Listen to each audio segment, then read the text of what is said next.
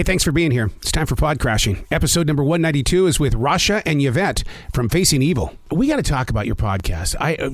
The first episode is the most amazing setup for what you're doing as a team for a season. I mean, it's called Facing Evil, but you take the time to explain it, and I was very impressed with that. Aw, thank you, Errol. That was, episode 0 was really important to us to do, because we had just done, Root of Evil about, our crazy family history. So we really wanted to give our listeners, the background on who Rasha and I are. And, everything that we are and everything that we do is so much a part of our mother, first and foremost, before anything. So we are carrying that legacy of overcoming and perseverance, from our mother's story, from our own personal story, and now to facing evil by sharing other stories.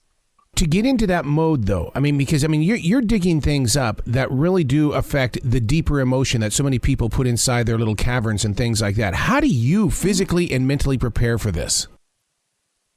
That's a beautiful question. So Yvette and I are, we're very much our mother's children in the sense that we have a very, positive outlook on life. And it's hard to be so positive when you're kind of diving into such, evil things. But for us, when you look for the light in the darkness, you can get through it, no matter how hard it is or what you're talking about, there's always that light. And also too, we're very, very fortunate to have Trevor Young, our on-air producer from iHeart. So he's the true crime, expert. So he guides Yvette and I through it. And we're like, okay, this is too deep, Trevor. Can you take this over? So it's a good balance. Well, you demonstrate that in the very first episode, and I about drove off the highway when I heard his voice, because usually the producer is the person you never hear from. You don't know who the secret guy is behind the curtain, but you're not afraid to talk about him. Yeah.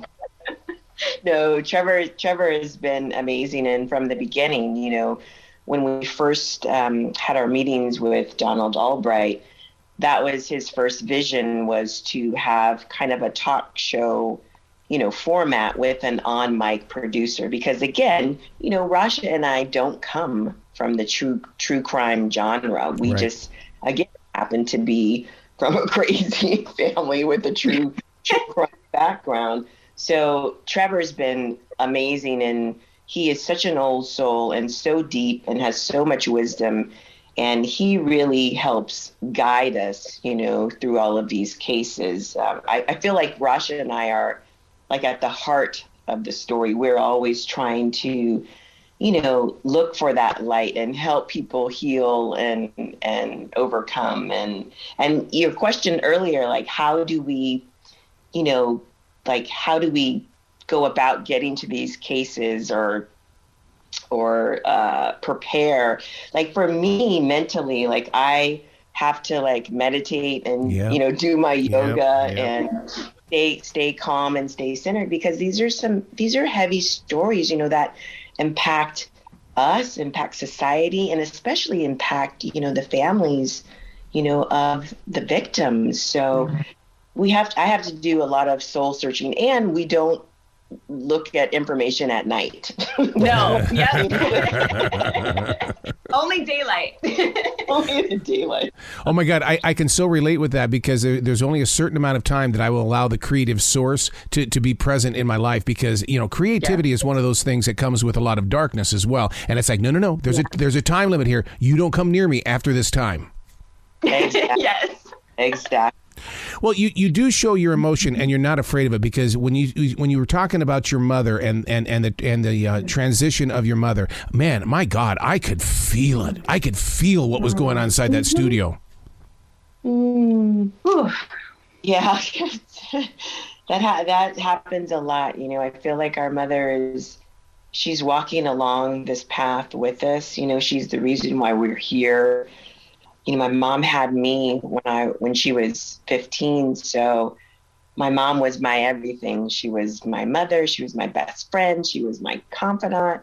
So when we lost our mother at, the very young age of 66 to breast cancer, it was the biggest trauma, that we had experienced in our life. And going through that grief it's still a journey. Yeah. It's still an ongoing journey. So the love that we have for her is bigger than life itself. I love the way that you talk about, that your mother is still part of the path and stuff like that, because inside the studio where I am right now, I have my mother's and my brother's ashes. I believe it's not that I lost them. I almost feel like that I found them, a different side of them. And they're and so when I hear you speak, I'm going, oh my God, we're on the same journey. Aww. Absolutely. That's so beautiful. Yeah, we split mom's ashes. So we each have an urn, and then we had these beautiful orbs made from Artful Ashes out of Seattle. And I was with Yvette a few weeks ago in San Francisco, and I forgot my orb. And I'm like, oh my God. I'm like, oh no. But I'm like, oh wait, I have an entire urn in my house. I'm okay. But our loved ones are always, always, always with us. With you.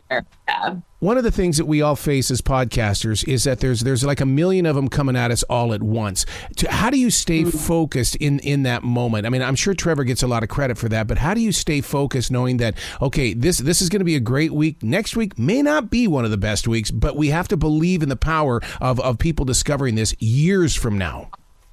Ooh, that's a beautiful, beautiful question. So, wow. And this is our first weekly podcast, and it's the first weekly for Tenderfoot and iHeart. So I think it's something, Root of Evil, our 8-episode limited series that came out in 2019 is still on the charts. That's going to be there forever, right? Forever. And we're so proud of what we did with that. And we're equally as proud of our new podcast dropping every Thursday, Facing Evil. Yes. And it's, every week, we handpick our cases. We have an amazing team from iHeart and Tenderfoot, and we have pitch meetings. We've been working on this for well over a year. Yeah. And we're like, oh, I don't think we can do that one. That's the thing, Errol. There's never a bad week because, well, we can't have bad weeks because our Mama Fauna Hotel wouldn't let it happen. But, we just keep moving onward and upward. Our Imua, we have that segment at the end of every single episode, again, finding that light in the darkness, right? So that's what we're doing, and we're proud of everything that we're putting out there. We're not always going to get it right because we're humans. Right. But we're always doing it with the best of intentions, right, Yvette? Absolutely. And like Rasha said, we have an incredible team. And, as you know, Errol, a team that really sees you, for who you are. Yep. And it's a collaborative effort, and it's a conversation. We feel we have such a good rapport with Trevor. So it's almost like, when you're going to work, but at the same time, we are each individually learning from one another. And I think that is the beauty, of Facing Evil. Even though we're talking about, these tragic stories, each of us are coming, with our own lived and shared experience. So it's really a safe space. So in all honesty, in the last year that we've been doing it, yes, there are times, when energy is low and our producer Tracy's like, what is happening here? That does.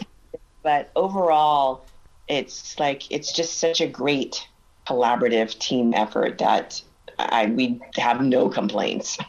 On the podcast, you cover the fact that your mother really didn't know who her father was. That's interesting that you cover that, because I always sat down with my mother, and I'm sure it hurt her, and I'm so sorry that it did. But I used to say, Mom, I'm the guy you said was my father is not my father. There's no way. I'm too different from everybody else in the family. Did you guys feel the same thing?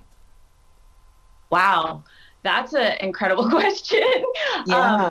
Yeah, go ahead, Yvette. Yeah, well, for me, our grandmother, Tamar, always said that it was some Italian playboy, you know, that took advantage of her. And so our mother never really focused on ever finding, you know, her father. She was always just completely and utterly searching for her mother, her birth mother, you know. And it wasn't until, you know, she met Tamara in Hawaii, and then Tamara told her the whole story, and then told her about the incest. And then, of course, that, you know, started to seep into my mom's head. Like, could her grandfather possibly be her father? For me, like, I like what you just said so resonated with me, because even, you know, if that was a possibility, like in my mind, that never was a possibility, because my mother was so different and such a incredible human being and kind and loving. There was no evil in her whatsoever. So to even for a split of a second think that George Hodel could have been my mom's father was never on my radar at all. And it was always on mine, though. Not because I thought, because mom, like, just like Yvette said, mom had no evil bone in her body. Like, she wouldn't even raise her voice when we were in trouble. Like, you know, but I always thought, just because, you know, I grew up with Tamar because I'm 11 years younger than Yvette, and Tamar's the only grandmother I've ever known. I was born and raised in Honolulu, Hawaii. So I'd always ask her questions, and, you know, her story would change from time to time, but she'd never give me a direct answer. So I was always like, this is fishy, you know, like, and I was always the reporter in the sense that I, you know, asked so many questions. And I was absolutely shocked to learn, because we all did, you know, DNA before my mom passed away. And part of what was left on the cutting room floor of Root of Evil is we had a forensic expert from 23andMe, and the forensic expert said, you know, I think like 98.8%, there was no way that our mom's mother and father were genetically related. Good. Which means George couldn't have been her father, you know, but, you know, there's all kinds of things like that kind of DNA couldn't be proved in court today, or, you know, so we're still on that path to figure out who it was. But no matter who our mom's father was, we know that Miss Fauna Hodel broke the generational trauma cycle, because she was the most beautiful, loving, and kind human. She wasn't perfect, but she was so damn close. You speak of the peace, and you also share the story of that you meditate as well as do yoga. Now, my practicing meditation is Nidra, which is exactly what's at the end of yoga. I wish more people would find focus on Nidra, because that is a great travel. Yes. You know, I've been doing yoga for, 20 some years, and it's been a lifesaver for me. And especially, you know, when I lost my mom, I remember coming back from Oregon, and the first place I went was to my studio in San Francisco. And, you know, we were in Shavasana on the mat, and I was trying so hard to hold my tears in. And my teacher came over to me, and he knew something was going on. He could just see it in me. And he said, you know, Yvette, he goes, I don't know what is going on with you right now, but whatever it is, I just want you to know that you can leave it and let it go all on the mat. Yep. And, you know, it has just been my lifesaver. And for me, you know, I'm not the best, you know, at sitting still for long periods of time as far as my meditation, but what I do every morning is get up and sit in my little yoga sanctuary spot and, you know, call in my intentions for the day and be very clear on that. And it is just, it's helped me so much in my life. Oh my God. And I can take.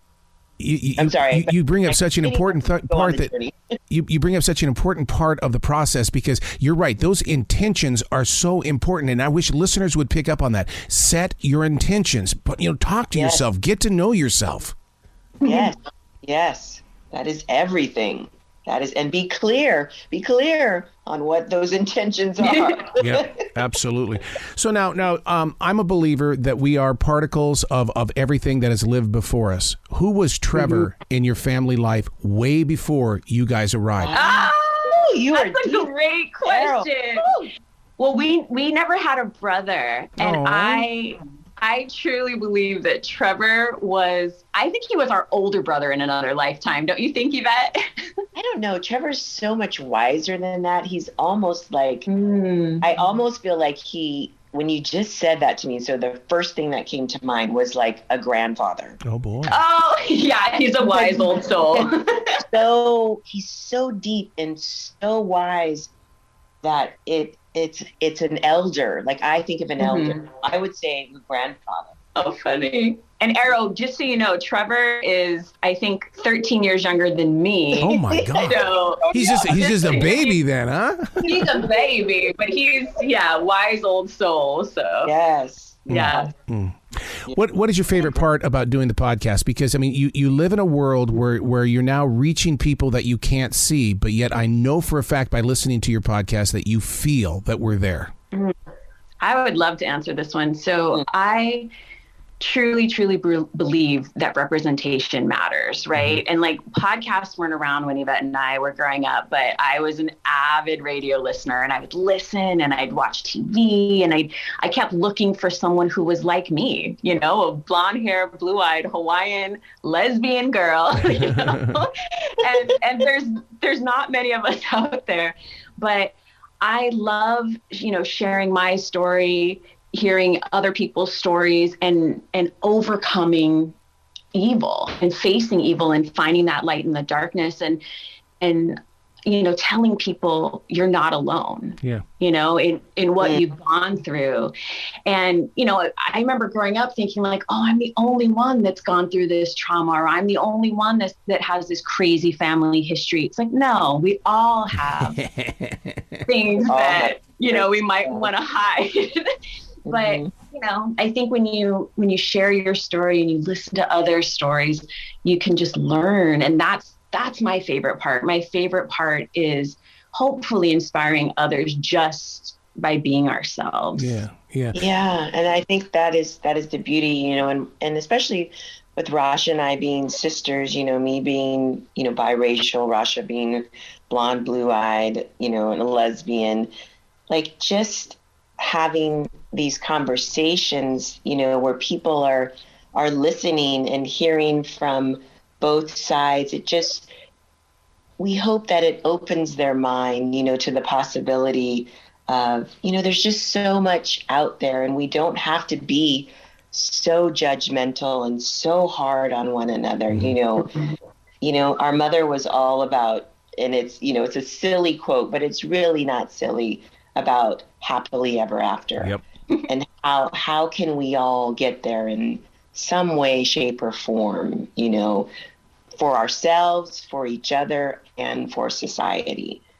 So when you have your podcast, and it all started with the big story where you turned that and the world discovered you, do you feel like that what you're sharing is a country song, a blues song, or is this a downright Bon Jovi tune that you guys are doing? Because I mean, it's word formation, but it's very musical. Oh, blues, baby, Blues. Blues all day long. Blues. Yes. Yeah. Deep rooted in blues. Yeah. It reminds me so much too, because Yvette kept telling me and my wife, she's like, you guys, you have to go see Elvis, right, in theaters. Yep. So we went yesterday, right? And the music and everything, I was like, it reminded me so much of Mom, because Mom grew up, you know, thinking she was biracial. So she grew up in the Black church, and and like, I was like, I can just imagine little Fauna, little Mom, just, you know, in there singing the gospel and all that. And and she was just nothing but R&B, blues, heart and soul, but that, you know, that dirty good blues. I tell you this story. There's a song by Buddy Guy, and it's called Skin Deep, and it's just like, it's a great rhythm and blues song, and I was like, can we have that as one of our theme songs for We said that to Makeup and Vanity Set did our music, and he got it. But that is we are so, both of us are just so deeply rooted in soul, you know? Yeah. Oh, you can feel that when you listen to the episodes and stuff like that it is coming from the soul. And right away, I mean, you talk about, the Hawaiian culture and you share words, you explain the words to us. And so therefore that gives me something as a listener to keep looking for. When are they going to give me that Easter egg, that Hawaiian word I don't know about? Oh, I'll do it every week, Arrow. I got you. Oh, you guys have got to come back to this show anytime in the future. The door is always going to be open for you. Thank you, Arrow. Thank you. You are such a wise person with wonderful wisdom, and you are a deep spirit. What a pleasure. Thank you so much. Will you be brilliant today, the two of you? Oh, you too, Arrow. And here's the Hawaiian phrase for you that you can take with you. It's mahalo nui loa, which is thank you so much. Oh. Aloha, Arrow. Bye.